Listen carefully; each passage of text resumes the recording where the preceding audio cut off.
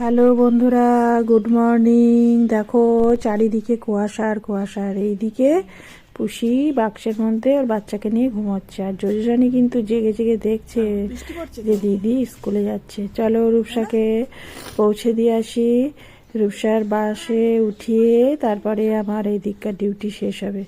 দেখেছো কিরম কুয়াশা, আর ওই বড় রাস্তাটা না ভিজে গেছে দেখো। তো চলো আমরা গুটি গুটি পায়ে পৌঁছে যাই। তো বেশি দূর তো না, তোমরা সেটা জানো। দেখো রূপসা আমার পিছনে পিছনে আসছে, আর রান্না শিশির পড়ছে বৃষ্টির মতো। দেখো কীরকম অবস্থা, রাস্তা ভিজে গেছে। তবুও স্কুল যেতেই হবে, কোনো ছাড়ছুড় নেই, যেহেতু এক্সাম চলছে। আর তাছাড়া স্কুল কামাই করা ঠিক না। দেখো রূপসার গাড়ি এলো, রূপসা উঠে গেল। তো চলো আমি বাড়ি চলে যাই, বাড়ি গিয়ে তারপরে তোমাদের সাথে কথা হবে। তো ভালো থেকো বন্ধুরা।